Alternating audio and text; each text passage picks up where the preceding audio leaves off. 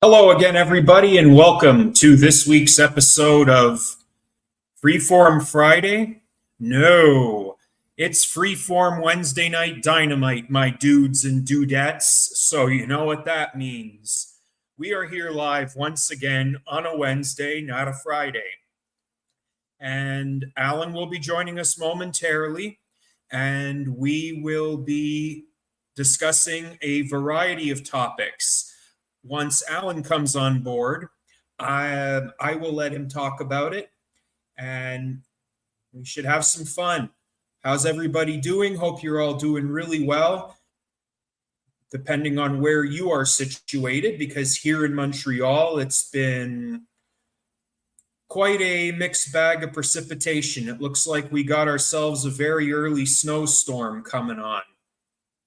And looks like I guess you could say the worst is over or the best is yet to come, no matter whatever phraseology you choose to say about this mixed bag of precipitation that we just received these last 3-4 days or what have you. And so this past Sunday, thanks to a very generous gift from a really good friend, some really good friends, I should say, plural, I had the honor and privilege to meet none other than the hitman Bret Hart this past Sunday in commemoration of the 28th anniversary of the Montreal Screwjob. I was there, and many of you were also there. And you were probably just as shocked as I was. And it looks like Allan is here. Allan, what's going on, sir? How are you doing? Welcome. Welcome as always. Well, thank you, David. I don't know what you're referring, but I may not be all there, but I'm definitely here. So what were you talking about? Well, I was just saying that we have a big show. We have a stacked card as always, a lot of events from wrestling's past. I was just talking about this wonderful weather, if you excuse my sarcasm. So wonderful. Paul Orndorff didn't know what to do with it, dude. And I was just talking about just getting things started. I was talking about the event that I was able to attend thanks to a generous gift from some really good friends of mine. We got to meet and got to hear the hitman Bret Hart talk. Oh, yes. Yes, that's true. Amazing. How was it for you? It was fantastic. It was the overall experience was rather positive. You know, the show started around 1:15 in the afternoon, even though the show was supposed to start at 1. But, you know, Bret runs on Bret time, so. That hasn't changed since the old days. Oh, no, that hasn't changed one bit. Bret is still on Bret time. And, you know, we got to hear some interesting stories.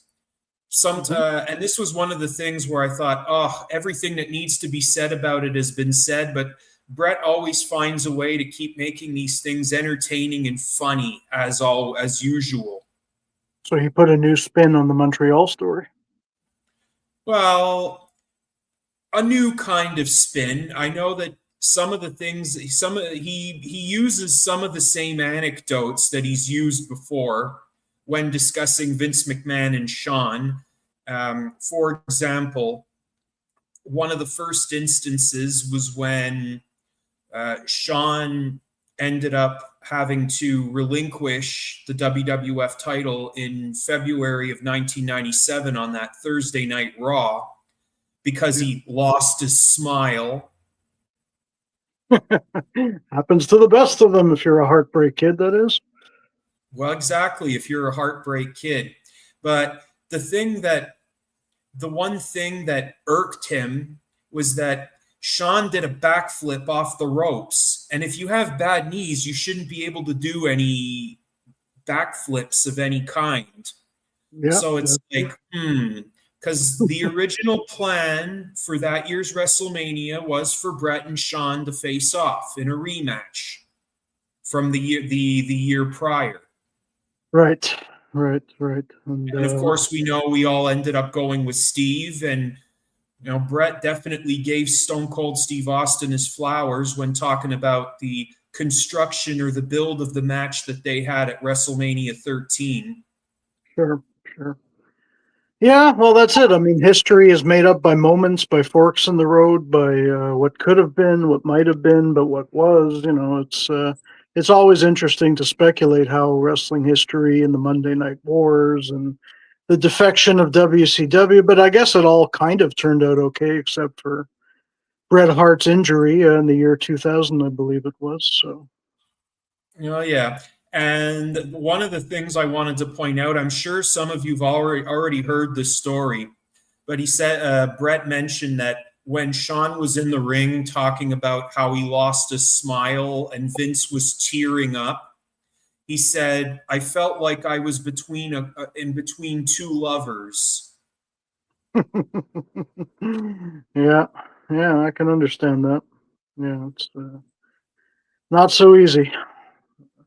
And yes, of course, there was mention of Bill Goldberg. A couple of people had to involve Bill Goldberg, and throwing. I threw my own fair share of. I threw my own fair share of names at Goldberg, but one of them being Dollar Bill Oldberg. You called him that in public? Oh yeah, well, this wasn't during the recording of the interview that was going down, which was going to be on the podcast. But before the show started, there was a guy that was going around he was a fan. He was getting the crowd hyped up, and he did his best Bret Hart imitation. And then he just yelled out a F Bill Goldberg, and then I just say, yeah, Dollar Bill Oldberg. Did that get a reaction from anybody? I didn't say it that loudly, but for those people that were in earshot around me heard it, and they found it pretty amusing. Well, that's good. Well, you know how to entertain a crowd, and you tell truisms, so you had some wisdom to get off your chest, and you did it David Buchanan style. So great. And there was another story that Bret brought up when it came to the Montreal Screwjob, and I'm sure you've all heard the same explanation that Bret's given before, and the reason why he was so adamant about not dropping the belt to Shawn. It was just that he'd had a conversation with Shawn and said, "You don't have to worry about working with me. You'll be safe with me, and I have no problem doing the honors." But then Shawn would retort by saying, "I appreciate that, but just so you know, I wouldn't do the same for you." Yeah, pretty much one of the worst insults you could give somebody in that business, I guess. And Bret did, in fact, tell Vince what Shawn said. And he said, "Oh, I'm not going to accept that. I'm going to get Shawn in here right now, and we're going to discuss this." So Shawn comes into Vince's office, and then he starts tearing up, and he starts crying. And he says, "Oh, I've been going through so much, and I say all kinds of stupid shit, and I didn't mean it." And then he's tearing up, and Bret said, "It's like I'm in the middle of like a lover's quarrel, it seems." Yeah, really. Jeez. Well, I mean, yeah, I mean, there are all those little stories that the mutual love affair that Shawn and Vince had for each other. I mean, figuratively, not hopefully literally. But yeah, it was pretty weird. So, but I guess it's been said that Vince saw a lot of young Shawn and young him and in Shawn, and he was very enamored with this rebellious yet super talented guy with this huge ego who was actually quite insecure, which is not unlike how Vince has been portrayed in recent years. So it's maybe it's not so surprising in a way that Vince allowed Shawn to get away with things that he wouldn't have probably allowed just about anyone else to ever get away with. And when you have the inmates running the asylum, well, sometimes things go awry, right? So And one of the other questions that was asked during the whole conversation was, who were some wrestlers that you never got a chance to wrestle, but you would like to? And he's mentioned the likes of Kurt Angle, Rey Mysterio, but then somebody shouted out MJF, and he's like, "Who's MJF?"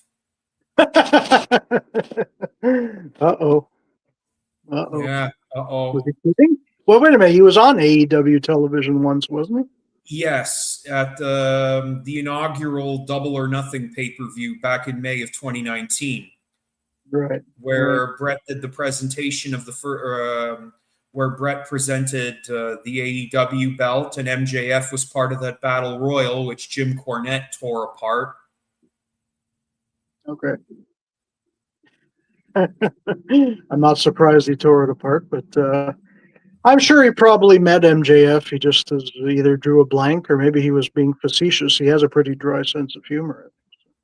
Well, yeah, he definitely has a very dry sense of humor. That goes without saying. Yeah.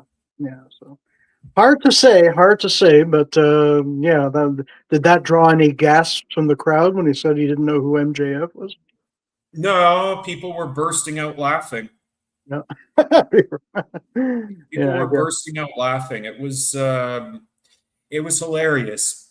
But I'm sure he knows who he is, or maybe he just drew a blank. We'll never know. We'll never know that. Did he talk about Jim Neidhart at all?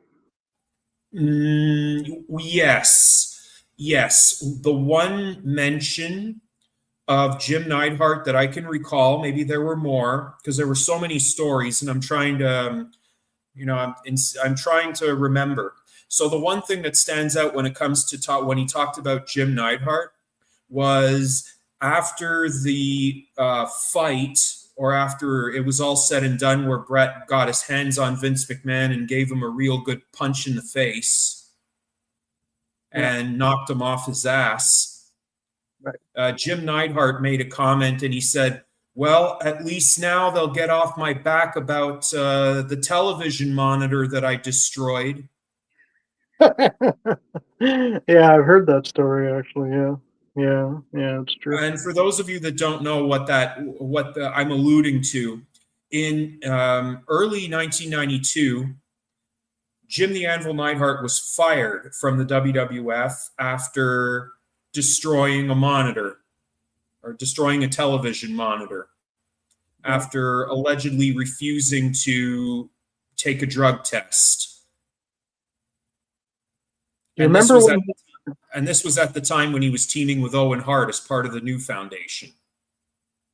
Right. Do you remember when years before that he was either suspended or fined, or they had a big lawsuit because he got rough with a flight attendant? Yes. Yeah, you remember that story too?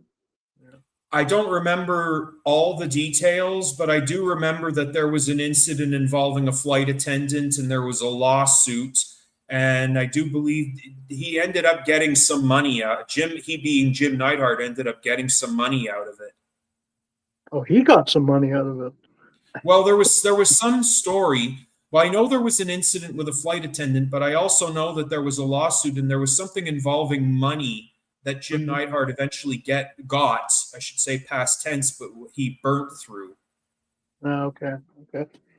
Yeah, and and a lot of people have so many good things to say about him, and rightfully so. And I know that Ric Flair was quite broken up when Jim passed, because he really called him a man's man, and he was just a guy you could count on to be your friend through thick and thin, and just a really cool person. Whatever issues he had, but he was just so much fun to be around, and such a stand-up kind of guy. And very few people have anything negative to say about him in that respect, in terms of his personal integrity or his character. And I thought one of the more underrated people in wrestling, because honestly, aside from all the Hart Foundation and New Foundation stuff, I mean, he was pretty cool when he was in Mid-South Wrestling and Stampede Wrestling, and his pre-WWF career. I know later on he went on to WCW and all that a bit,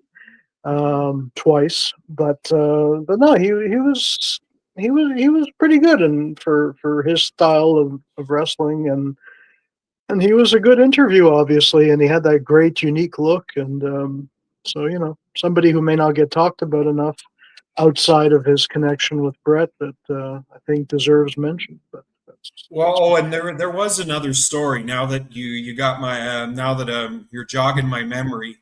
Mhm. So there was another incident where Jim was late to a show, and Chief Jay Strongbow said to him, "Well, why are you late? You know, what the hell? Why are you late?" And then Jim goes through this whole story of him driving, but then he hit it's something involving a cat. Let's just leave it at that. Oh, jeez. That turned And out then to be true. that was the reason why he was late. You think he was fibbing? Yes, most definitely. Yeah, it could have been. It could have been. Yeah, we don't want to see any animals get harmed in the pursuit of pro wrestling prosperity and greatness. So let's hope he was totally kidding and not kidding, but rather making up an excuse. And well, I mean, I'm not surprised he was late. I mean, he didn't exactly keep the most regimented of hours when he was on the road. Let's put it that way, nicely. So it's although Bret himself was known to not be punctual at any time. Just about it was very habitually talk about Vince allowing Shawn to get away with stuff. I mean, Bret Hart was notoriously late when it came to the time you're supposed to show up at arenas and TV taping stuff and everything, and he was very rarely on time, from what I understood. So it was just him, but he was always ready to go, and because he's one of the best, he was didn't affect anything to do with his work. He just couldn't get himself or refused to get himself, to the building on time. So very cool, very interesting stuff. And after the show, we all had the honor and the privilege to, have a few words with Bret. And, it was a great moment finally getting to meet, the GOAT, one of the greatest of all time, and a man that CM Punk referred to as the Wayne Gretzky of wrestling. Is that what he said? The Wayne Gretzky of wrestling? Yep. The Wayne Gretzky of wrestling. That's pretty cool. But Bret Hart, unfortunately also has a share of detractors who don't believe he was one of the best. But I mean, at least in Canada, for sure. How can you dispute what a legitimate Canadian here? I mean, he was absolutely great, of course, but yet there are some of his contemporaries that refuse to really acknowledge that, and were pretty open about it. Even though they may have liked him as a person, they thought his rep was kind of a bit overblown, and we know that the people who have said things over the years that even if he's a nice person, well, I know it's funny to me because him and Eric Bischoff used to Eric Bischoff used to begrudgingly compliment him despite Bret constantly trashing Eric. And somehow in the last year or two, Eric had enough and he lost his cool. And I see that he keeps putting down Bret continuously, whereas his previous stance was one of more of sympathy and compassion. And he understood that the circumstances were as they were. But something's happened to Eric where I'm noticing he's bad mouthing Bret now very easily, like not allowing himself to be totally raked over the coals by the hitman. So I don't know if you have any thoughts about it or you're aware of it, but I'm well aware of it. But Bret has also said things about Eric Bischoff. So it's just like, here's your receipt. That's no, just for how sure. I see it. That's how I see it. It's a receipt. It's something that should be expected, in not just in wrestling, but in life in general. If you have something to say about a certain person, and then that certain person hears what you had to say, they're more than welcome to issue a rebuttal. It's what's to be expected. Well, that's why I'm bringing it up, because I was very surprised in the past where Eric would not so much go that road. He would to an extent, and he would dance around it, but he still maintained a fairly even keeled demeanor about Bret, and he just had sympathy that Bret was so downtrodden about that period in his career, and so down on Bischoff's leadership or supposed leadership. But I'm just noticing that now in the last year or so that the compassion or forced empathy or middle of the road empathy, if you will, that Eric was showing Bret has pretty much vanished. And now I see that Eric is just all guns blazing, and it's funny because Bret, I think, actually got a rare gun that Bischoff was interested in because they both had a. That's when they bonded originally over their love of the Old West, and Bret Hart was nice enough to send Eric a rare gun. But now Eric is coming out all guns blazing, and sort of completely cutting the hitman down to size verbally, which was not Eric's approach totally up until the last year or so. So I wonder what made Eric turn and feel that a receipt was really required now, because he really hadn't done that much before. So maybe Bret is saying worse about him or more. I don't know. There's always been something that's been said. There's always been some back and forth that's been going on between them for decades. Yeah, there has, and it shows no sign of abating. And I guess Eric and Bret are two of the survivors of the Monday Night War in terms of the sort of the big players. And yeah, it seems like they may never resolve that sort of. Even though they're both getting quite a bit older, and probably not the greatest time in your life to hold grudges, but apparently the grudge got bigger on Eric's side. Who knows? Well, I also think there's another reason, and it doesn't get discussed. I just also think that when it comes to money, Bret was better at saving his money than Eric ever was. Really? I think that's another reason. It all has to do with the fact that Bret's rich and Eric Bischoff isn't. Didn't he have to file for bankruptcy a couple of years ago? I know we discussed it on a prior episode. Yeah, Eric explained it away by saying it was just something to do with his mortgage. It wasn't like a traditional bankruptcy. But who knows with him, because he's him and the truth are occasionally estranged. So Bret habitually, sorry, and Bret is a really honest person, so it's at least for how he sees things. So yeah, I never even thought that was a reason. That's a very interesting theory, but I find it strange too, because they're not comparable. Bret was an in-ring performer and Bischoff was an executive. So it's the executives who are on salary versus the independent contractors. It's a very strange issue to me, because I never thought the two were comparable that way. Not like they're both wrestlers or they're both executives. So, okay, if Eric wants to be petty, okay, well, it's a very interesting theory. Thank you for bringing it forward. I didn't know that as a. I could be dead wrong. But then, Although I guess life for Bischoff, just like Hogan, always changes his tune. Well, maybe that's weighed on Bischoff a lot too. Losing Hulk Hogan has certainly not helped, even though he started being bitter toward Bret before that. And it's almost hard to picture Bischoff's relevancy other than nostalgia, because without Hulk around, it's weird, because they're so fused in my kind of. It's hard to picture one without the other, kind of, to me. And so it's pretty strange that we live in a post Hulk Hogan wrestling world, and Eric is still very present, and everybody always wants to hear what he has to say because he's so controversial and interesting, and obviously was one of the architects of the Monday Night Wars, which no one will ever get enough of, just like the Montreal Screwjob, just like the Attitude Era, etc. So yeah, pretty interesting. It's a very plausible theory. I mean, even if we don't know if it's the case, it's very, very fascinating angle to it. Thank you for bringing that out. Well, and here's another thing too, because Bret also mentioned, and this is where he's sort of bitter, but I wouldn't say he is bitter, but he did bring up Hulk Hogan just one time, despite the fact that he's no longer with us. And yes, that now we live in a post Hulk Hogan wrestling world. He still considers Hulk Hogan to be a quote unquote piece of shit.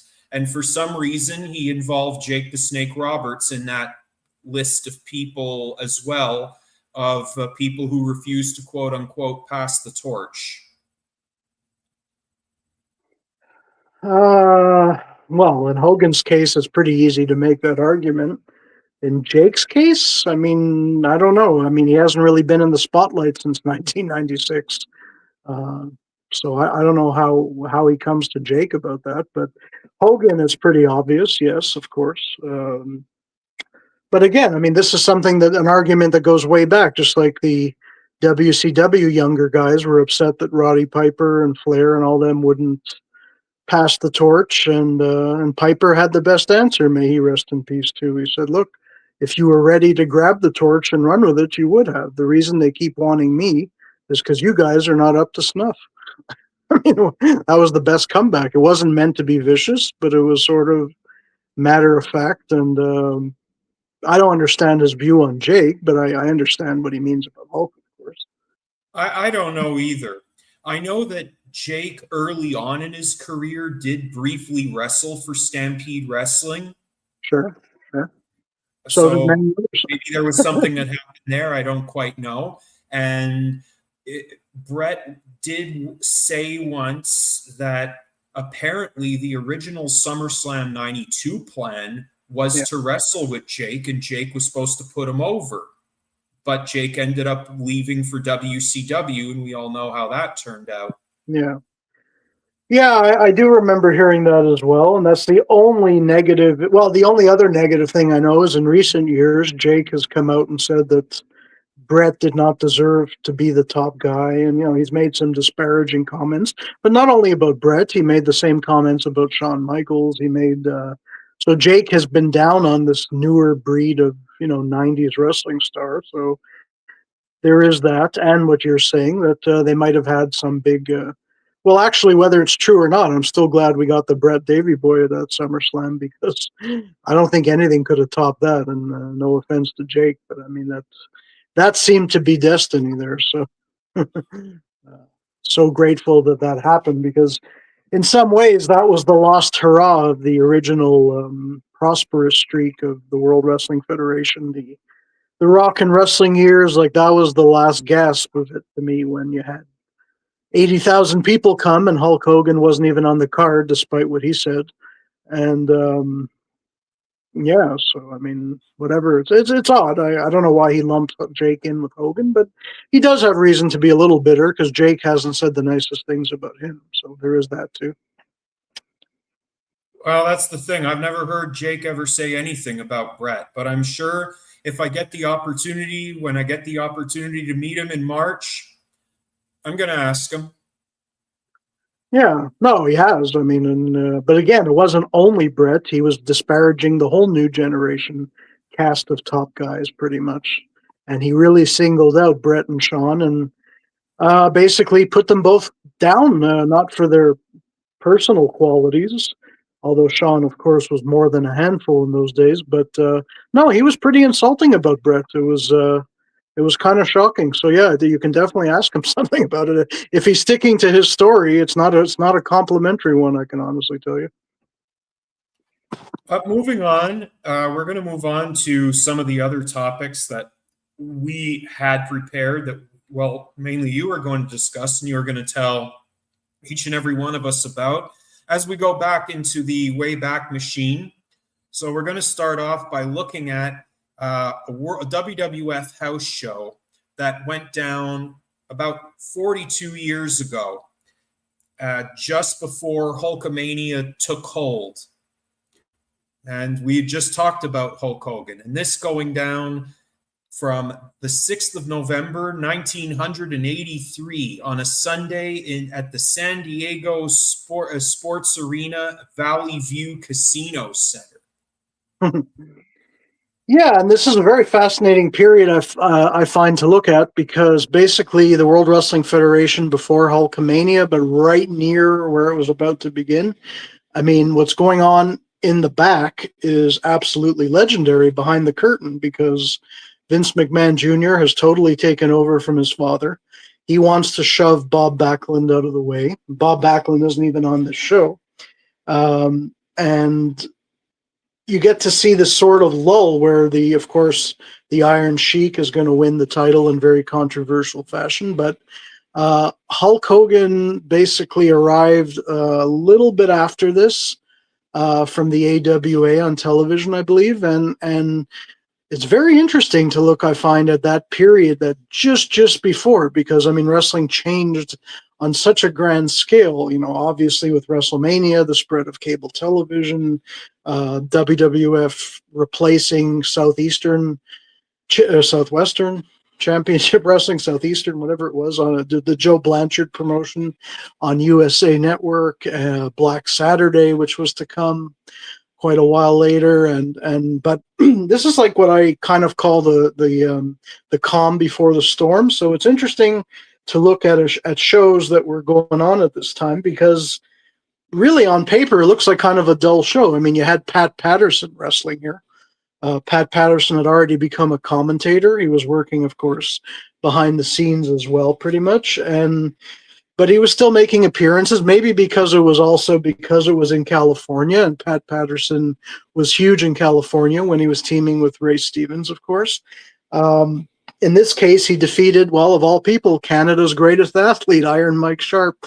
So a match between two Canadian guys, but it wasn't one of the high matches on the card, as you can understand, because Iron Mike Sharp was basically jerking the curtain at this time. What's interesting, though, is that Billy Anderson, a guy who's really underrated, yet he's kind of like one of those survivors of the wrestling business who was a journeyman. Are you familiar with Billy Anderson? I am not. Chat us up. Okay. Well, Billy Anderson in the 80s was a mainstay on the West Coast in American wrestling. And he did a lot of work for promotions in Arizona. He worked a lot in Utah, California, in Nevada, and he would wrestle for a bunch of independent groups.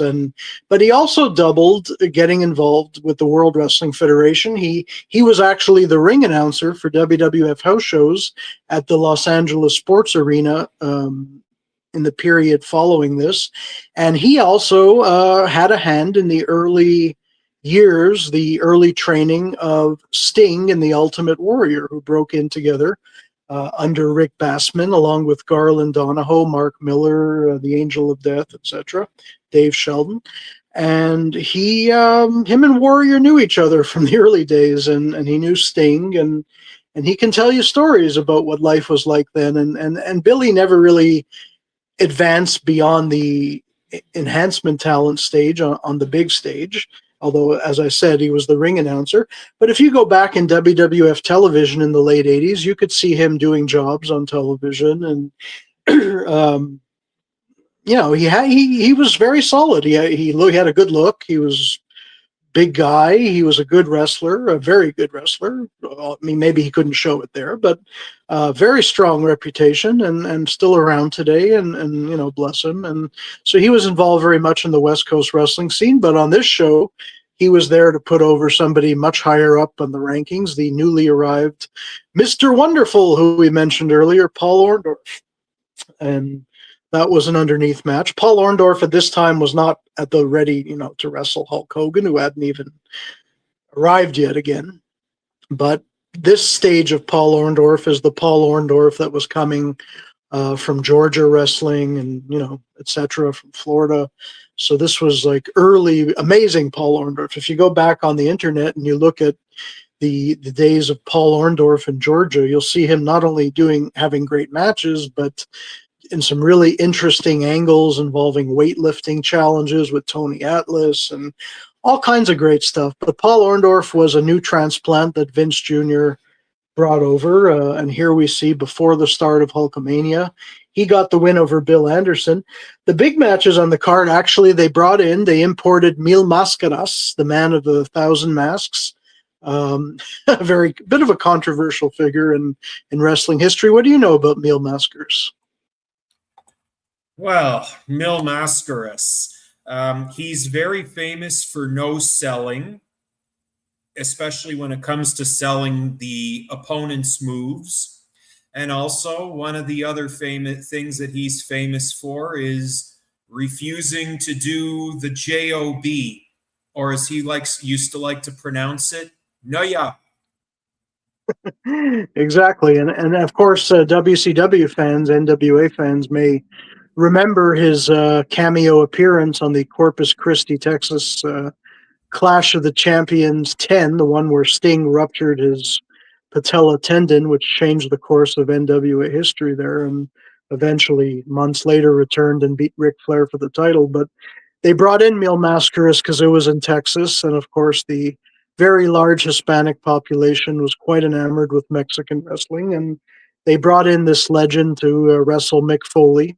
Famous match between newcomer Cactus Jack in the NWA and Mil Mascaras. Do you remember that match? Yes, I do. I remember watching that match. Well, watching the whole pay-per-view, the whole, not a pay-per-view, special televised event, pal. God damn it. Yes, which also unfortunately pretty much marked the end of the Great Muta, which is it's a sad show for me, not only because Sting got injured and put him out for months and delayed his title win, but also because, well, I thought the Great Muta was not utilized properly the last few months, and they could have done a major babyface run with him if Gary Hart, the late great Gary Hart, hadn't talked Muta out of going along with it, and Muta finished up. And it's very noteworthy that the 1990 was one of the absolute worst years ever in NWA WCW history, and it didn't really start off on a good note. And this, to me, is one of those reasons. But anyway, back to Mil Mascaras on this show.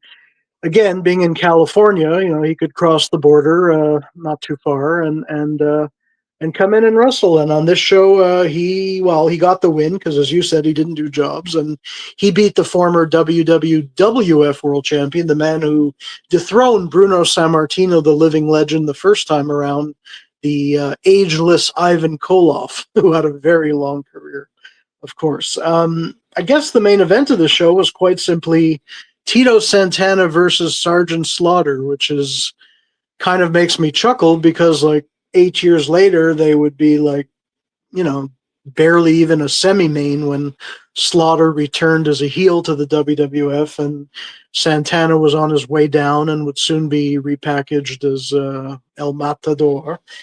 And but here in '83, they were huge deals because Santana had already been a WWF Tag Team Champion with Ivan Putski. He'd already was entering that Intercontinental title feud, which is one of the best mid-'80s feuds. If the youngsters don't know it or want to go back and check it out, a very intense feud. Santana versus Greg the Hammer Valentine. They were good enough to even main event house shows and still draw the same crowds that Hogan was drawing then. So to show you how important Tito Santana and Greg Valentine were, and the incredible series of legendary Intercontinental title matches, which later resulted in that leg injury, all that stuff. And they did a lot of good stuff. But anyway, Tito Santana was main eventing here and got the DQ win over Sergeant Slaughter. So Slaughter, of course, would not last incredibly long because once Hulk Hogan came in and Vince McMahon refused to let him do the G.I. Joe sponsorship because it was the opposite toy company from the one that was going to be manufacturing WWF action figures for the first time. Are you aware of that story about Hasbro versus LJN and all that? Yes, well, vaguely. I remember Bret talking about that in his book. Okay. And because the reason he brought up Sergeant Slaughter was because when he came to the WWF, he had a bit of not a chip on his shoulder, but he thought he was better than a lot of people, even better than Hogan. And Chief Jay Strongbow said to him, and this is where he kind of put Bret on the spot and humiliated him and said, "Hey, everybody, this Stu's kid here thinks he's better than Hogan." And everybody just laughed. But one of the people that stood up for Bret and took a liking to him and befriended him in his early WWF days was Sergeant Slaughter. And he did mention in his book that Sergeant Slaughter didn't stick around for much longer. And he didn't go into the LJN Hasbro deal, but he said it was largely in part due to his involvement with G.I. Joe. Yeah, for sure. But who was the one who was insulting Bret? Jay Strongbow? Is that what you're saying? Yes, Chief J Strongbow. Another guy not so popular, fondly remembered by, well, not everybody. Some people fondly remember him, but yeah. Well, I mean, and again, this is a common story told by Jesse Ventura. It's a story that was also lived by Roddy Piper because they both wanted to do movies, were offered movies, and Vince McMahon told them no because the WWF would not manage these ventures and were not included in them.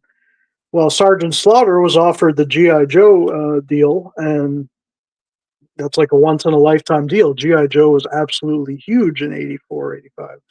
So Slaughter couldn't turn it down. But apparently, the reason that Vince was so against it wasn't only because of how much control he would have over it, but G.I. Joe was made by Hasbro, and Vince was in bed with their competitors about to launch the future famous, action figure line. So I think it was because Hasbro and LJN were fierce competitors, or LJN was headed by Mattel, maybe, who's Mattel and Hasbro were arch enemies, however it went.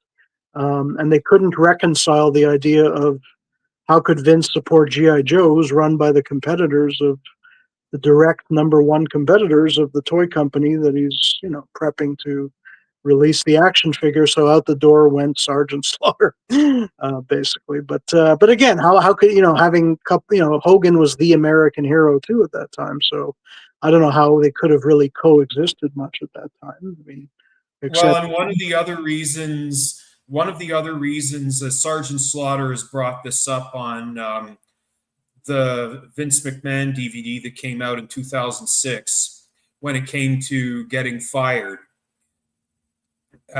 His lawyer, he had the gall, as Sergeant Slaughter put it, to ask for 2 weeks paid vacation. And his lawyer didn't help. His lawyer said, "Oh, you got to play hardball with him. You got to show you mean business. No show events." And then eventually Vince said, "Well, Sarge, your services are no longer needed." oh boy, wow, okay, wow, that's interesting. Yeah, And no that could be showing. it could be a whole completely different scenario. But I know, as per Brett's book, there was an issue with GI Sergeant Slaughter's involvement in GI Joe, and he had to pick one or the other. No, there was for sure. Sarge chose the latter, or Yeah. he made up his mind, and we didn't see Sarge around for many years. No, we didn't. But just like Jesse said, like, why? How could he pass up Predator to just stay in the WWF and obey McMahon? Because a Predator was a once in a lifetime, offer, and he could always go back to wrestling later. But yeah, so you're absolutely right. And the GI Joe thing was the huge point of contention too. But the reason why I think Vince was so dead set against it too is because he definitely didn't want to upset Mattel or LJN, whoever was, or whatever LJN's parent company was, or whatever. And they were direct competitors to the creators of G.I. Joe. So that had to be considered as well. But anyway, so this takes a look basically. Most of the other matches weren't particularly noteworthy, except Don Morocco defeating Tony Atlas, which is an interesting match. And Morocco was defending the Intercontinental title he had at that time, and Morocco would go on to lose it to Tito Santana, and that's when Greg Valentine would begin challenging Tito for the title. So this takes us back to the sort of quiet era nearing the end of Bob Backlund's 5-year WWF title reign, and the burgeoning birth of Hulkamania that would soon follow. So this was a very noteworthy, not noteworthy, but it's a fascinating time because, fans didn't know what that pro wrestling's mainstream popularity was going to explode. And interesting to look at what was going on just before. And another show that you wanted to discuss. So this would be going back to the 1st of November of 1987. So, from the World Wrestling Federation, we now journey to Championship Wrestling from Florida. So, we have a 38-year-old event that went down where Jim Crockett Promotions was at the time owning this declining territory. And this event would go down at the Eddie Graham Sports Stadium in Orlando, Florida. Yeah, also a fascinating period for Florida Championship Wrestling because it really had been a dynasty and it was starting to decline very fast. And this was the time when Jim Crockett, in an effort to prop up his own promotions, when he started also, I mean, they'd been doing well, but he started spending money like it was no big deal. And one of the things he did was buy a couple of dying territories that, in an effort to compete with Vince McMahon, or at least stay around what he figured was almost on par with him in certain respects. And like Kansas City, like the UWF with Bill Watts, Florida Championship Wrestling became one of the territories that Crockett purchased. And, well, let's face it, after Eddie Graham's very untimely passing, and with the WWF's expansion and Dusty Rhodes' departure before Eddie's passing and taking half the roster with him, basically, Florida was a sinking ship. Later, of course, it would try to be revived by Dusty Rhodes in a different promotion, but these were the dying days of Florida Championship Wrestling. And because it was owned by Crockett, some NWA talent, like at this show, it was a big show, it was at the Eddie Graham Stadium, they named, obviously, after Eddie, and the NWA talent would mix with Florida talent on this show. That's why you had guys like Tully Blanchard and Arn Anderson, who were, of course, the NWA World Tag Team Champions, defending against Barry Windham, who obviously was huge in Florida, his family too, and Nikita Koloff. So that's a pretty big show for a big match for a Florida Championship Wrestling show. You also had a Louisville street fight between Kevin Sullivan and Big Bubba Rogers, which was pretty wild. And Kevin Sullivan actually got the win by countout, which was pretty amazing. Barry's brother, Kendall Windham, was on the show, and he defeated legendary NWA enhancement talent Bill Mulkey, which was kind of interesting. The Boogie Woogie Man, Jimmy Valiant, was there, Bugsy McGraw. Also, another great match between the Rock and Roll Express and the Midnight Express, which was lighting up the Carolinas and NWA arenas. Here they had what was called a lights out bunkhouse match, and the Rock and Roll Express got the win over the Midnight Express. So there isn't much purely Florida talent remaining at this time. Mike Graham, though, who of course was part of the legacy family of Florida Championship Wrestling, he was there teaming with Rex King, who you WWF fans may later remember as one half of Well Done. When he became Stephen Dunn. No, he became Timothy Well. It was Steve Dahl that became Stephen Dunn. And but Rex King, of course, was huge in the Pacific Northwest, the Portland wrestling territory, among other places. And Mike Graham and Rex King would team up to defeat, of all people, Dory Funk Jr. and the Barbarian. How interesting is that? I mean, Dory Funk Jr. is a Florida mainstay and obviously a legendary former world champion.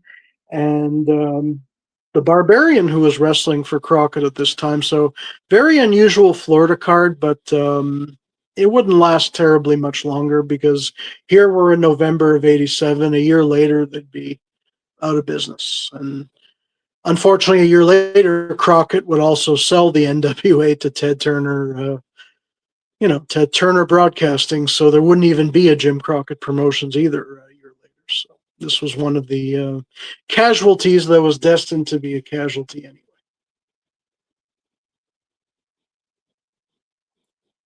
Yeah, it's interesting the card itself. I mean, the Barbarian teaming up with Dory Funk Jr. I'm wondering if Bugsy McGraw is the same guy as Quick Draw Rick McGraw from the WWF. No, not at all. Two very different guys. Bugsy McGraw was like a wacky hillbilly, and Rick McGraw was a bodybuilder who hailed from actually I think he was from North Carolina, where Crockett Promotions was centered, and Rick McGraw did wrestle for the NWA too. But no, they were, well, first of all, Rick McGraw was deceased by the time the show happened. Rick McGraw died tragically in 1985, and this show was held in 87. But Bugsy McGraw and Rick McGraw were two completely different people. So no relation whatsoever. I don't even think Bugsy McGraw, that wasn't even his real name, but Rick McGraw, I think that was his real name. And Bugsy may still be alive, I'm not sure. Maybe not. Well, he's not doing any conventions. Well, probably outside of the Carolinas, there's probably not a huge demand for him at conventions because, again, if you were, a minor character during the national expansion, you kind of get left out of the. Or maybe he's just unwilling. I don't know, but again, he never appeared in the WWF, so not even really the AWA. He was big in Georgia, big in Florida, big in the Carolinas, Tennessee, maybe. So a very regional appeal, I guess, except when Crockett started having nationwide television. But even then, he was kind of a comedy character. He wasn't. He was part of like the Goofy Troupe type of thing. So. And the next event we're going to look at is, and this is going to be something new to me. It's a house show that went down in Watertown, Wisconsin, that the American Wrestling Association, the AWA, held on the 8th of November, 1986, so 39 years ago. Or as Bobby the Brain Heenan once called this organization, either the Alzheimer's Wrestling Association or all the world's assholes. Well, I'm sure the late Don Jardine, the spoiler, wouldn't disagree because I've mentioned a few times that the late great spoiler used to, in my very, very, very exciting personal correspondence relationship with him, was very open about his feelings about Vern Gagne and the AWA maybe in general, but he had nothing complimentary in the least to say about Vern Gagne and those people. So Bobby Heenan, of course, an unmatched sense of humor. The spoiler, Don Jardine, was very direct in his disdain for Vern and I guess maybe by association his company. But at this time, though, yes, we're talking 1986. We're talking the forthcoming, also the changing of the guard, because we're nearing the end of Nick Bockwinkel's dominance. This was the time when Rick Martel and Stan Hansen were basically gone, and the Road Warriors had already moved on basically to the NWA. So the AWA was in a decline too at this period. Not as far along as Florida Championship Wrestling, but if you look at the talent, a lot of these people would become future greats, but they were still in the early stages, like Shawn Michaels, the aforementioned, and Marty Jannetty, who at this time were wrestling as the Midnight Rockers, would soon leave for the WWF, and then, of course, only last a week or so, a couple days, and then they were out again and went back to the AWA in Memphis and Continental, etc. But here they were still in their first run, and they got the win over Alexis Smirnoff and it was Yuri Gordienko, which are not huge names, but they played Russian heels at this time, and it was something. But Kurt Hennig, of course, who would go on to be one of the greatest, was on this show as well, defeating somebody by the name of the Blaster. I don't even know who that was, but he did that. What's notable about this show also is that Scott Hall was still making appearances for the AWA, and him and Kurt Hennig, of course, were very noteworthy team around this time, and but they were in singles competition. Here, Scott Hall got the win over the pretty boy Doug Summers, the tag team partner of Playboy Buddy Rose, and a very competent guy who worked for the WCW later than this, and all in all, a pretty cool dude. And Buddy Rose was on the show too, defeating Steve-O, who we talked about a while ago, was no relation to Barry O, of course. He wasn't an Orton. Steve-O, the O was short for Oslanowski, and he's still around, I think. And Not too much else notable except that a bunch of these guys went back and finished the show with a battle royal, which was won by Kurt Hennig. And basically, 6 months later, Kurt Hennig would win his first world championship. And with the help of Larry Zbyszko, the living legend, if you will, got the win over Nick Bockwinkel and began his AWA title reign, which was a year plus of dominance until he went on to be dethroned by Jerry the King Lawler. So Kurt Hennig was on the rise at this time, and again, the show wasn't like super noteworthy, but there are some very notable names who would in time become extremely fundamental to the upper echelon of professional wrestling. And of course, I'm talking about Michaels and Hall and Hennig and the great hands that guys like Buddy Rose were and Doug Summers and et cetera, et cetera. So it was, it wasn't enough though, because let's face it, the AWA was beginning its steep decline here. They lost a lot of talent, not only to the WWF a few years before, but they even lost some of the other talent that were also either defecting to Japan, such as Stan Hansen, that were defecting to the WWF, like Rick Martel. And so it was. And so this is an interesting glimpse of the early decline days of the AWA. It's very interesting indeed. I'm just curious because there was a match here you didn't discuss, but Earthquake Ferris defeating Mad Max. I'm wondering just who those two are. Mad Max, I'm not completely sure. I know who Earthquake Ferris was. He was an enhancement guy, but he was called that because he was very large. There was a big show the AWA had, I remember, where I think it was the first Super Clash, if I'm not mistaken, maybe, where he opened the show by wrestling Brian Knobbs, actually. But he was always the opening match guy, but he was so big, they couldn't help but acknowledge his size. And that's, I think, why they called him, I'm sure that's why they called him Earthquake Ferris, but he never rose above bottom level, in curtain jerk type status or popcorn match status or what have you.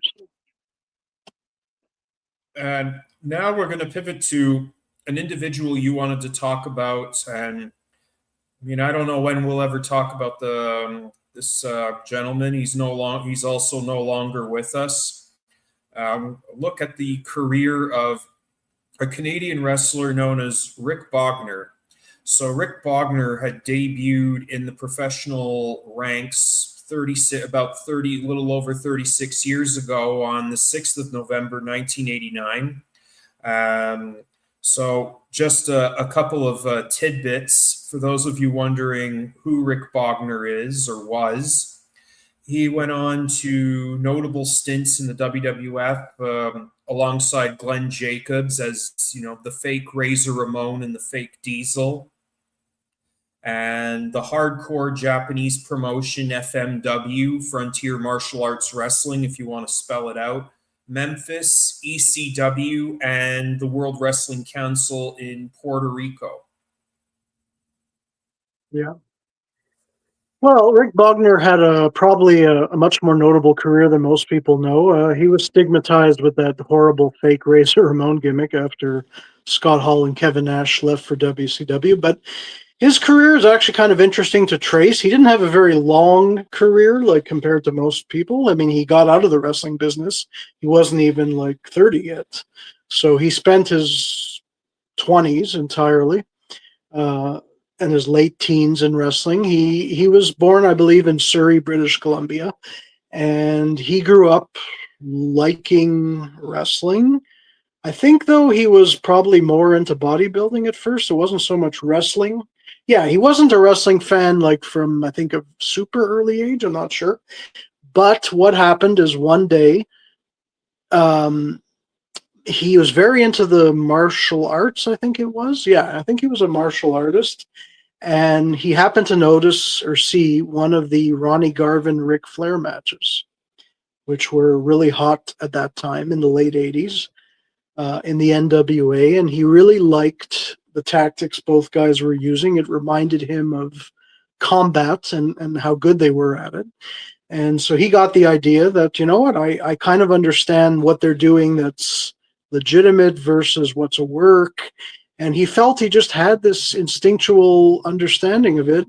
So he said, you know what, not doing much now that's very revenue generating, so I'm going to give it a shot. And he became a pro wrestler, and he learned, being from British Columbia, he started wrestling early on in Vancouver. But unfortunately, he knew the scene was much better in Calgary than it was in Vancouver. Vancouver had all-star wrestling. Speaking of Jake the Snake Roberts earlier, Jake, one of his early stints when he wasn't in Stampede, is he worked in Vancouver for All-Star Wrestling, the Al Tomko promotion, and it was good for its time, but it wasn't Stampede. It didn't have the cachet that Stampede had. So Rick's goal was to move to Calgary, which he did. The problem is when he got there, Stampede Wrestling was ready to close its doors for the final time. So the Stampede Wrestling didn't last much longer than a month or two after he got there. And so he wrestled a little bit there. But what happened after Stampede closed is a lot of the people involved in that scene started creating independent promotions using that crew, but kind of split up into smaller groups. And so Rick cut his teeth basically wrestling for a number of those smaller promotions. And he did okay for himself, okay enough that a wrestler who wrestled in Stampede, Ricky Fuji, no relation to Mr. Fuji, had Japanese connections, and he liked Rick's work. He liked Rick's look. And I think he was known as Big Titan then. So he got in touch with Atsushi Onita in Japan, who was launching FMW, Frontier Martial Arts Wrestling, and said, this guy here, I think you should consider taking him. He's got a great look. He can do martial arts. He's a pretty good wrestler, and he's young, and he's hungry and whatever. So they brought him over, and they wound up teaming him with the late, great Mike Awesome as the Gladiator and the Titan, and they ran roughshod through Frontier Martial Arts for a number of years, about 3 years, winning the Brass Knuckles tag team title and just basically being intimidating. They're both incredibly large, and Mike Awesome could fly too, as I'm sure you remember. And they were really good, and they eventually, Rick Bogner worked his way back. He stopped in Germany to wrestle for the Catch Wrestling Association, which I think was in Austria too, which was still run by Otto Wanz at that time, another former AWA world champion, actually. And on his way back, he came back and he started getting bookings in the States. He got bookings with ECW because he had, I guess, made a hardcore reputation for himself in FMW. And it just so happened that one time he didn't really understand the instructions that Paul Heyman was giving him. And he apparently, Rick Bogner was good at doing impressions of other wrestlers. And he had a lot of them. But at one point, he just went into his Razor Ramon imitation when he didn't understand the instructions that Paul Heyman was giving him. And Paul gasped and he said, "Oh my God." He said, "Can you do what you just did out there in the crowd? Like in front of the, in the ring? Can you do that impression? I think this crowd will love it." And he said, "Well, I guess." And anyway, so it caught on pretty quickly. And Bogner told the story that it was a time in wrestling where parodies were very big. You had the Blue World Order and ECW imitating the New World Order. You had stuff like that going on. So the crowd loved it. He basically turned himself physically, like visually, to approximate the Razor Ramon character. I think he had a gold chain with him, and he came out with a toothpick, and he called himself Slice and Dice Ramirez.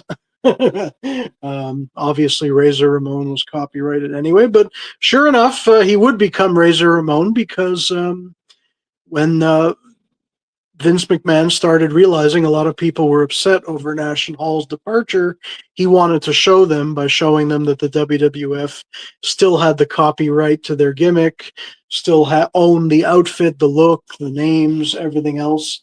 So he thought that he had heard that this guy, Rick Bogner, does an incredible Razor Ramon impression. So he decided to call Bogner up himself. And Rick Bogner's dream was to come to the WWF. I mean, who in that day didn't dream of coming to the biggest league of all? Unfortunately, though, this is why he wanted him to come. So Bogner was a little bit hesitant, but he knew he couldn't pass up this chance because it probably would never happen again. So he asked Vince if he could tweak it a little bit and, not do a dead-on Scott Hall impression as Razor Ramon. And Vince said, yeah, okay, once you're here, we'll figure it out. But apparently Vince just forced him to imitate Razor Ramon as directly as he could. And, of course, Glenn Jacobs to imitate Kevin Nash's character. And obviously it was one of the biggest flops of all time. It was awful, but it's not to say that Bogner was so awful at what he could do, but obviously that wasn't the way to go. And by the Royal Rumble 97, it was sad pickings because the fake Razor Ramon was the first guy eliminated in that Royal Rumble by Ahmed Johnson, and they had basically been both losing him and Fake Diesel all around the circuit. They did get a tag team title shot. They did have one match at the It's Time in Your House pay-per-view where they wrestled Owen Hart and Davey Boy Smith for the tag team titles, but it was going nowhere fast. And so he got demoted and he went to Memphis in the USWA. He went to the WWC in Puerto Rico, and he even did his Razor gimmick. I don't know if it exists online, but he did some great promos threatening Carlos Colon, of all people, the owner of WWC and Capital Sports. So Bogner was a good character, and he was just good, but I mean, it wasn't good in the WWF. And after the WWC, he did some more. Oh, I forgot. He also wrestled in Japan in the mid-90s for the very, shall we say, vaunted promotion War, which is like War and Romance. I don't know if you remember this. The Genichiro Wrestling and Romance. Wrestling and Romance. That's it. Wrestling and Romance. War was the acronym. Genichiro Tenryu's attempt to own a promotion and run it, and so the return of Big Titan there. So he had a good run there in Wrestling and Romance. Pretty odd name, but the acronym War was pretty good. I mean, maybe it had significance in Japan. I don't think I ever understood why it was called that, but except for Japanese people's love affair with pro wrestling, maybe, I'm not sure. So yeah, he'd been everywhere, and in 1999, he actually decided to retire and get out of the business young. He started to become fascinated with Buddhism, and he thought he could have a second career, again in front of the microphone, but as a motivational speaker. And he left wrestling entirely and spent numerous years giving motivational speeches and encourage a lot better than the Ultimate Warrior did, because Rick Bogner is a very nice man and was very, very personable and kind and etc. So he actually had success as a motivational speaker, and he often relayed his wrestling experiences as well. And so he kept going, but unfortunately, despite he had even talked about having a better lifestyle, because he had issues with alcohol and painkillers, and he was also affected by a lot of the tragic wrestling deaths along the way, and he spoke pretty openly about them. Unfortunately, he kind of had one too later on. Now he was pretty young. He was only 49 in 2019, and he passed away from a heart attack. And very, very, very sad. I mean, he did touch a lot of lives and help people after wrestling. He was very respected, and he was good at what he was doing, and he left wrestling completely behind in 99 and spent the next 2 decades doing motivational speaking and such. And it was very sad that he passed too. And other than his Japanese stuff, he probably didn't realize his potential that much, but he did have a good time in Memphis. He liked the Puerto Rico stuff. He did some good stuff. He loved his Canadian wrestling career in the early days, and he was an all-around pretty good guy, and he wanted to help people improve themselves, and just as he had done. So a sad loss, but outside of outside of Japan, I don't think he's recognized for his accomplishments very much. And I wanted to take this moment on the anniversary of his debut to to toast the life and career and life and times of Rick Bogner, aka Big Titan, aka Rick Titan, aka Fake Racer Ramon, etc. Yes, indeed. What a career it was. However brief, yes.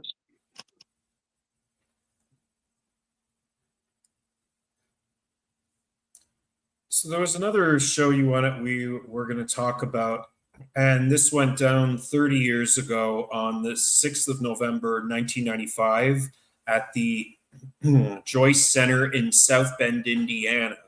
So that now we're jumping into right into the new generation era.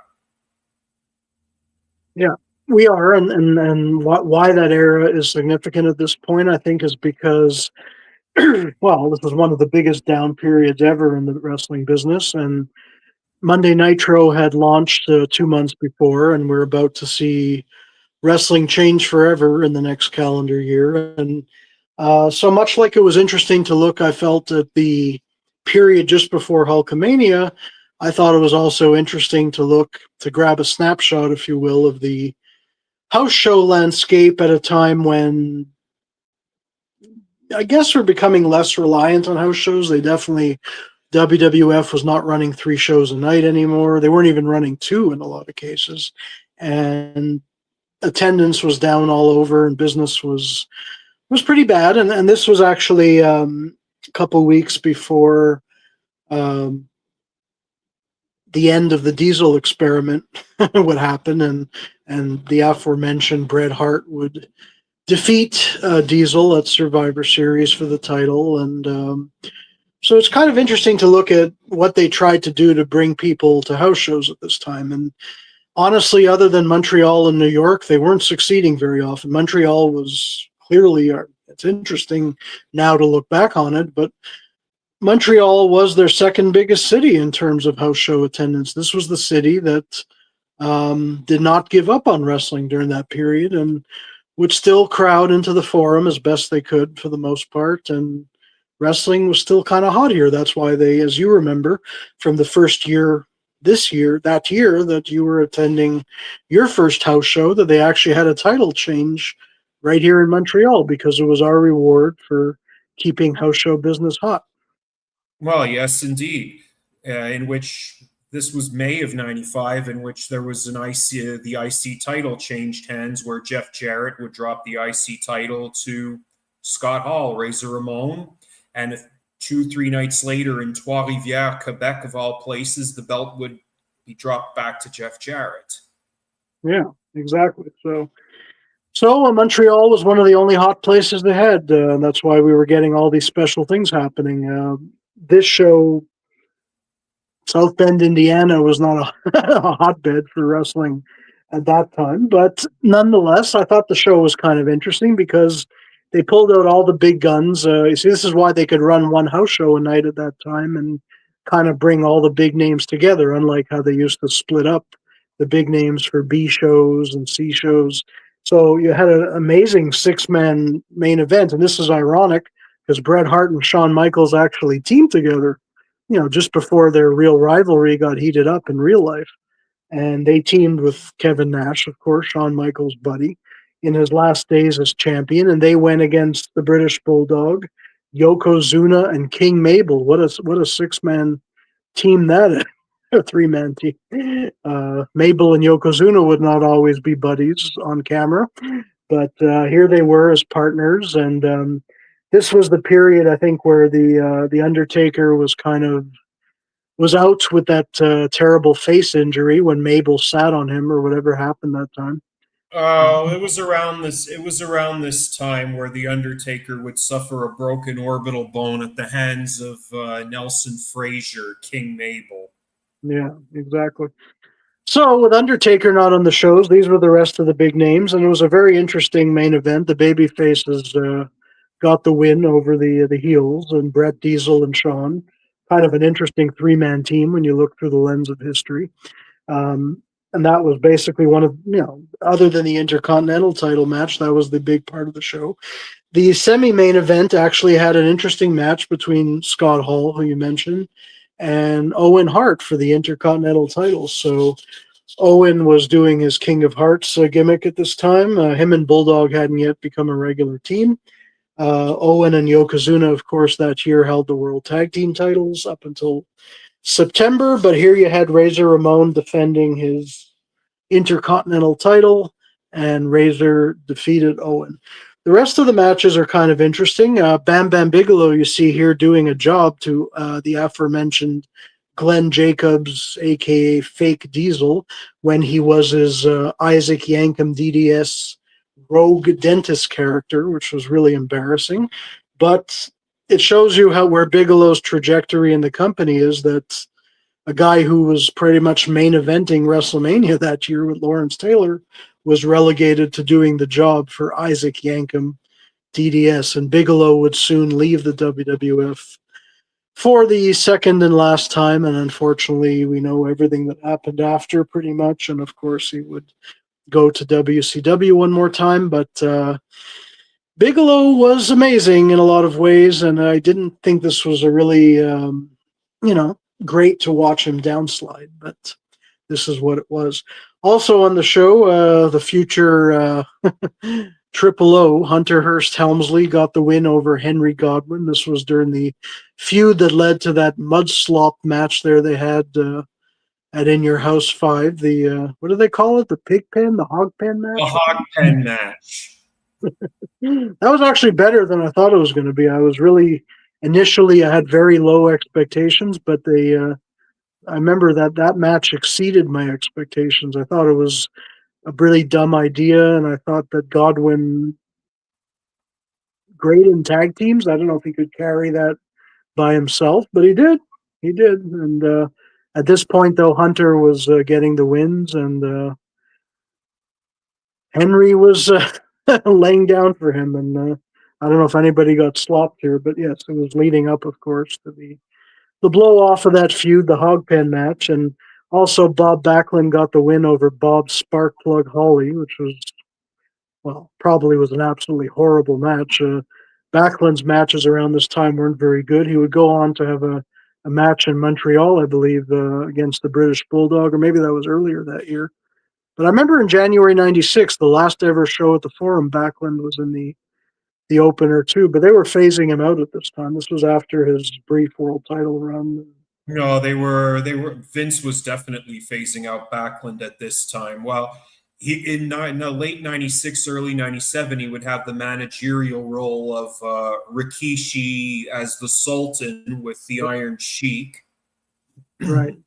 And it's too bad because only a few months earlier, I don't know about in the ring, but I mean his vignettes and promos in mid '95 were sometimes the highlight of Monday Night Raw for me. They were crazy, and they were just all Oh the yeah, stuff. nothing like a hysterical old man yelling at people. Just like Grandpa Simpson. Exactly, and Backlund did it with panache and style, and he was, who knew he could be such a great heel? But yeah, so this was the downslide. And as for Rikishi, he was wrestling still as Fatu. Remember when he was I can make it Yeah, and all yeah, that? I remember. I remember this was after the Head Shrinkers had dissolved, and then he was rebranded as like this. I can't even fathom or shudder to think or even bother to understand what that gimmick was that was thrown on him in the mid '90s. Yeah, I think it was sort of that because he had come from the inner city, he was trying to inspire inner city kids to choose a good path and not be led down by temptations, or so the kind of trying to encourage inner city youth to rise above. Basically, I think that was the intent. It didn't exactly change the world by any means, and it goes to show you on this show the best they could do was have him get the win over Steve the Lombardi, the Brooklyn Brawler. So he was, practically opening match at this time. So it was Fatu, Rikishi, super talented, but at this point, that's where that gimmick was going. the opener had Savio Vega get the win over one of our favorite Quebecers, Jean-Pierre Lafitte, Pierre-Carl Ouellet, and PCO, the man, the myth, the legend himself. yeah, exactly. And he had gone from in September having that excellent match with Bret Hart at In Your House to now he's like losing the opening matches at house shows. So it was a very brief, shall we say, highlighted run for at that time for Pierre as the pirate or the descendant of the real Jean Lafitte or whatever, and the Jean Pierre Lafitte gimmick. Otherwise, the show, well, the only other two matches on that show were Goldust, who was still pretty new, coming off his In Your House 4 win over Marty Jannetty, and they had a bunch of rematches, and same result. Goldust got the win over Marty Jannetty. Obviously, Marty Jannetty is so gifted in the ring, especially when his head was on straight, and so it's a great way to start to get Goldust over because he could have great matches with Marty Jannetty, and that's what they're trying to do. And they also had Al Snow and his Avatar gimmick on the show, the infamous Avatar gimmick before he was Leif Cassidy, before he was Al Yeah, Snow. and before that he was Shinobi. Shinobi, right. Yeah, and Shinobi even got a match with Shawn Michaels, as I recall, on Superstars at one time. But Yes, it he did. was very short-lived. But here, Avatar, they actually were giving him the win. They were actually really trying to push this because he had debuted on Raw about 2 weeks before this, and it was poor Louis Spicolli who did the job as Rad Radford at this time. And this was your house show in South Bend, South Bend, Indiana, in the very big lull period of November 1995. Oh yeah, and I could say one thing about Rad Radford. I'll always remember one match that I witnessed, not in person but on TV, and it was Jim Ross and Gorilla Monsoon doing the commentary. And it's like two out of touch people, but Jim Ross is the more in tune person, and he says, "Oh, he's part of the grunge rock movement." And Yeah. then Gorilla Monsoon's like, the what? What is that? The grunge rock movement. Don't worry, Gorilla. I'll send you an 8-track. Good line, Jim. Good line. Yeah. I mean, it was hard enough for Gorilla Monsoon to adjust to rap when Men on a Mission came in, so grunge was just way too much for him. And to end things this week, we're going to do something a little different than we normally do. We don't usually do movie reviews or talk about movies, but it is tied to wrestling. So this is another exciting thing. So we're going to look at the release of the sci-fi thriller movie, otherwise better known as They Live, which would hit movie theaters on November 4th, 37 years ago, with celebrated movie maker, film director John Carpenter at the directorial helm, as well as the writer of the film, and starring none other than Roddy Piper. Considered by many the greatest movie where a pro wrestler had the lead role in the 1980s and 90s. Yeah, wouldn't dispute that. Well, since you're kind of a horror movie buff and stuff, can you tell our viewers a bit about John Carpenter if they don't know who he is? Well, John Carpenter really came to fame and notoriety with none other than Halloween. Yeah. And one of the greatest slasher movies that ever lived. And there have been countless sequels and reboots. I know Rob Zombie's done his own version of Halloween. Very, very staying true to the original John Carpenter vision, but adding his own twist. And John Carpenter also composed the music, didn't he, for Halloween? Yeah, he was a composer too. Yeah, that's true. He did a bunch of that for certain movies. And can you name some of his other big films? Oh, well, other than that, believe wasn't I know that it was a Stephen King novel, but wasn't he involved in Christine, Yes, yes, the he was the killer main. car? Yeah, There which was he's Chris. actually. Yeah, yeah, he. Um, Yeah, it actually turned out to be more successful than he thought, and he was involved. Also, he worked a lot with Kurt Russell. He was. They did Escape from New York together, mhm. As and well as Escape from L.A. that's right. A movie that I knew somebody who was absolutely gaga about was The Thing, which he made in the early '80s. Are you familiar with The Thing?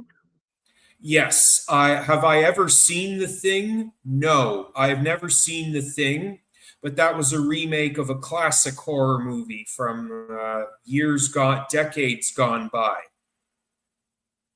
Wait a minute. I mean, the '80s one was a remake? Yeah, it was a remake because I remember there was an old horror movie from 40s or 50s called The Thing. Okay, right, right. Well, I mean, it was. Or it's his own rendition. I mean, Yeah, I could be wrong. I could be wrong, but I honestly have never seen The Thing. I heard there is going to be another remake in the works. I might be wrong about that, but I heard that it looks like there's going to be a modernized version of The Thing. yeah. Yes, I heard that too, and actually, apparently, The Thing was not well received by audiences or critics at the time, but it grew. Its sort of cult status kind of grew. I mean, because as I said, when I was introduced to it, more was so it was like there was almost a fanatical love for it among certain people. But yes, it was panned at the time by whereas Christine, like John Carpenter said, he didn't think it was going to be all that successful because he didn't find it was that great while he was making it, and it turned out to be a lot better than even he thought. But yeah, so some people must have wanted his head examined when he started when he decided to cast a pro wrestler in the lead of this movie They Live, and why this movie was made was because it was John Carpenter's personal statement on the Ronald Reagan years in the United States and the growing love of republicanism and also the swelling of greed, the creation of the yuppie movement and all this stuff, which he saw as very negative. And he thought that this story he wanted to tell, and he was right, that it told of the taking over of souls by except he wasn't using Republicans, he was using extraterrestrials who were in human form to represent the elite class, the upper class, who were really preying on working and middle class Americans, especially working class Americans. So Roddy Piper was cast as the working class hero here. And John Carpenter said he was a big wrestling fan, both as a youngster and also he recognized the greatness of the rock and wrestling era. And Hulk Hogan and Roddy Piper were two of the primary people he saw as the head of that. And he thought Piper might be good at this and might be good for this role. So that's how Roddy Piper got connected with it. You may remember that again, like I was saying earlier, Vince McMahon vetoed it and said, "No, you're not doing this. This isn't a WWF back production. What do we get out of it?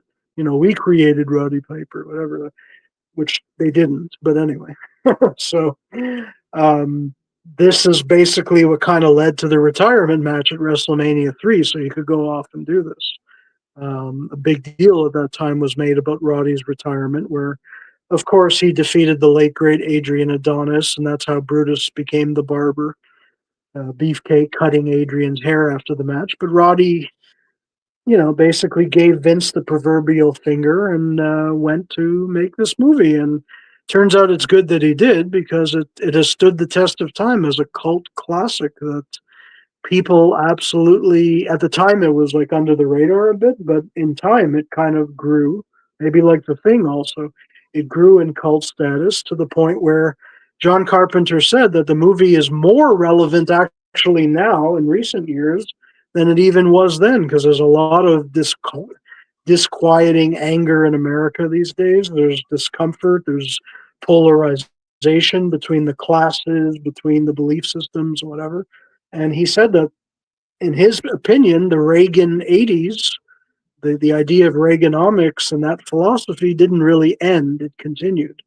So They Live has wound up standing the test of time, and Roddy did a good job with it. It's about a working class guy who basically takes a job, comes into town. He's considered part of the working homeless, like the drifter who happens to work, but he doesn't have roots anywhere, and takes a job and makes a good friend. And all of a sudden, he starts to realize there's some commotion across from where he lives, and it turns out that these aliens are conspiring to basically take over the working classes and maybe the middle class too. So he begins the one man crusade against it and becomes the representation of freedom and liberty and self determination. And it's a very interesting take that Carpenter himself said is ironically more relevant in the 2010s and 20s than than it was at the time he made it.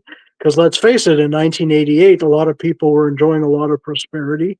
Reaganomics hadn't completely trickled down yet, and a lot of people were comfortable then still. So, I mean, that bubble was about to burst, but railing against this establishment was not as crucial in 1988 as it would become in more recent years. So it's kind of akin, like you were saying about grunge. You mentioned the grunge movement, how it was felt that when the original punk movement exploded in England in the 70s, America wasn't totally ready for it because they were doing pretty well in a lot of ways. A lot of people kind of liked their lives and didn't feel the need to battle against the system. Of course, 15 years later, when grunge exploded, that bubble I was just talking about had burst for a bunch, and the youth wanted a new way to express themselves, and they sort of found comfort in rebellion, and that's what Roddy Piper was doing in this movie. So it was a pivotal movie, and it also showed that a wrestler could actually take the lead role in a movie. Unfortunately, we were treated to No Holds Barred a year later. Not always could they take the lead, but they could in some cases, and Roddy Piper was the one who did it. So And kudos. he had some of the best lines. Well, one of Yeah, them being where he says, "I've come here to kick ass and chew bubble gum, or chew bubble gum and kick ass, and I'm all out of bubble gum." exactly. That's right. That stands the test of time as one of the most iconic statements he made in the movie, and yeah, exactly. So now the movie is legendary enough that it has quotable lines in it and stuff, and that's the primary one. That's the big one, and John Carpenter has said that Roddy Piper actually brought him a bunch of other lines too that he used in his wrestling interviews a lot, but some of them weren't really appropriate for the movie. But that one about the bubble gum, he said that could work, so he allowed that to be in there, and good move because it's the most memorable line of the movie, pretty much. Yeah, and I might even just look up a couple of other uh, John Carpenter movies because we mentioned The Thing, They Live, Christine, Halloween, Escape from New York and L.A. Escape from New York, Escape from LA. But we Wasn't want to really that. remember Escape from New York, not Escape from LA here. Yeah.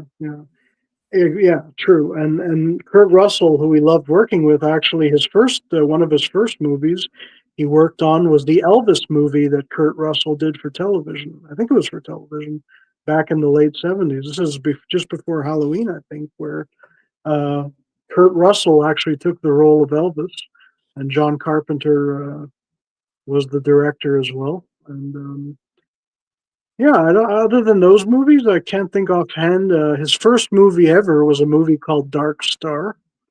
Remember that? That was really low budget, and he was just came out of film school at the time. But I can't remember his other notable films. Though.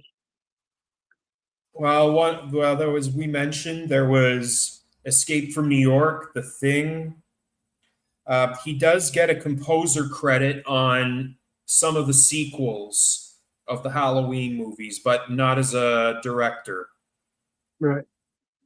And then there was one movie that I remember. Uh, John Carpenter's Vampires. And there was also Ghosts of Mars as well. Okay. If you want to go into late 90s, early 2000s movies. Was he the one who did The Fog? The Fog, F-O-G? Was that his Fog. movie? Now we're talking about the original here, not the old, not the reboot. No. Maybe I'm wrong. I thought he might have had something to do with it. Okay, maybe not. The Fog writer. He was a writer for the 1980 screenplay. Okay. Interesting. Yeah, no, storied career for sure, and ironically, has lived and has lived on. So it's obviously nothing will ever touch Halloween and everything, but great. I mean, this made Roddy Piper's acting career. I mean, he is a good actor. I even watched some of the direct-to-DVD movies that Piper did, and they were good. Like Roddy Piper was a good actor. Well, I can name one. Wasn't it Hell Comes to Frogtown? Yeah, that was before They Live. It was a little questionable. He was in Body Slam, I think, too, the 1984 flick with the Tonga Kid and with all them. Yeah, and Dirk Benedict was in that too, from the A-Team and Battlestar Galactica. But yeah, and Piper was in Hell Comes to Frogtown, but he was also in a bunch of other things, and he, I think, his best work after They Live came in some of those direct to DVD movies and direct to video movies that didn't really pass by theaters much, but they were. I remember one in particular was pretty quality. I don't remember the title. He had the lead role, but he was good. He was just as legitimate as any other actor. So kudos to the late Roderick Toombs. And I think I might be wrong about Christine. I don't want to say something and then get it wrong. No, you're right about it. He talked about Christine, John Carpenter.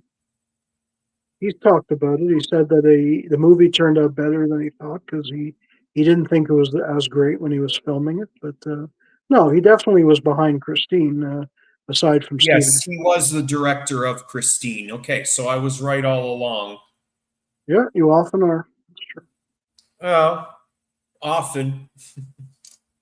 But that was quite but that is quite an interesting movie about a killer car. Makes you, if you hate rock and roll already, you will hate it even more. Yeah. Well, Killer Car, Killer Cross, they're all good. All right. On that note, we're going to wrap things up for this episode of Freeform. It's not on a Friday, but it's a Wednesday, and you know what that means. But we'll be sure to be back hopefully sooner rather than later. It's getting around that time of the year, so I know in the past we've discussed certain past Survivor series that have gone down. I know we have covered the 1987 Survivor Series as well as the 1989. I believe we've covered 1988. Do you recall? Because I'm trying. If we covered 1990, I know we've covered 1992 and 1993. Yeah. No, we never covered 1990 to the best of my. Well, I mean, maybe I don't remember now. If we did, it was quite a while ago. I know we've talked about it in passing. I don't remember if we covered it. I don't think we covered it. Much like we didn't cover 94, and 91 didn't have too many Survivor Series matches, but we didn't cover that either. And we I'm not sure if we covered 95 or 1990 because those events are turning 30 and 35 respectively. To my best of my recollection, we did not cover either one. Well, that'll be something we could most definitely talk about. If you guys definitely want us to cover it, we'd be more than happy to do it. Both trends at different times in the World Wrestling Federation. Yeah. But one thing that remained constant is only the strong will survive, and there were teams of 5 striving to survive, which eventually became teams of 4, and but always striving to survive. And one of those actually had a survivors match where all the winners came back for one final battle. And it was the one and only time. Never before, never again. Yeah, unfortunately, that's right. And you also saw two fascinating debuts, one that would live on in infamy as the Phenom, the Undertaker, and one that would just end up laying an egg, pun intended, in more ways than one. Well, that's right. And some people thought the Undertaker was going to come out of the egg, which maybe, thank goodness, he didn't. So, looking back. All right, as always, thank you all so much for tuning in. And we always appreciate your love and support. And again, if you're satisfied with the content that you provide, be sure to hit that like and hit that subscribe button so you get notified every single time that we post some new content. And as always, if you've already done what I've just told you to do, thank you so much. It means a lot to us, and it really helps us grow our brand and grow our channel. Amen. All right, take care, everybody. Have yourselves a great rest of the week and a great rest of the evening. He's Alan Greenberg. I'm David Buchanan. So long, farewell, TTFN, ta-ta for now, toodles. Take care of yourselves and each other, and we will see you next time.